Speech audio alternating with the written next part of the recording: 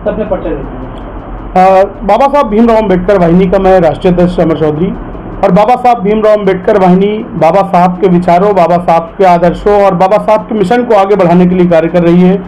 और संपूर्ण भारत में लगभग 25 लाख लोग प्रेजेंट टाइम हो चुके हैं और भारत के सभी प्रदेशों में बाबा साहब का मिशन आगे बढ़ रहा है। साथ ही साथ हमारी कार्यकारिणी अभी नेपाल गई थी, वहाँ भी राष्ट्रीय अध्यक्ष मनोनीत किया गया है। बीजेपी के लिए बाबा भीमराव अम्बेडकर को हम कंधे पे उठा रहे हैं, मगर कहीं न कहीं जब से बीजेपी सरकार आई है कभी संविधान बदलने की बात कही जाती है, कभी कुछ की बात कही जाती है, अब दलितों की याद बीजेपी को भी आने लगी। कैसे देखते हैं इसको? देखिए, बाबा साहब भीमराव जी की तो सभी अब फोटो लगाकर यूज कर रहे हैं। आपने देखा होगा समाजवादी पार्टी में भी लगातार बैनर में लगाना शुरू हो गया है, भाजपा में भी हो गया है। लेकिन कहीं ना कहीं अब देखा जाए, पहले हिंदू मुस्लिम पे राजनीति होती थी, मंदिर मस्जिद पे होती थी, अब जो है दलित और पिछड़ा और जाति पे राजनीति होने लगी है। आपका जो आपने संगठन बनाया है बाबा भीमराव अम्बेडकर वाहिनी, उसका विजन क्या है, किस मकसद के? बाबा साहब भीमराव अम्बेडकर वाहिनी संगठन का मुख्य उद्देश्य है कि भारत में रहने वाले जो दलित हैं, पिछड़े हैं, मुस्लिम समाज के लोग हैं, अल्पसंख्यक हैं, इन पर कहीं ना कहीं जाति हो रही है। इस सरकार में हो या किसी भी सरकार की बात की जाए, इसमें लगातार दलितों, पिछड़ों, अल्पसंख्यकों के साथ ही अन्याय होता है।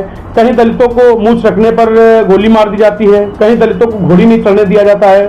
इसी को लेकर बाबा साहब भीमराव अम्बेडकर वाहिनी अपने कारवा को आगे बढ़ा रही है और बाबा साहब के मिशन को पूरी दुनिया में फैलाने का काम करेगी। नेपाल में दो लफ्ज हैं, एक ठाकुर और एक दलित।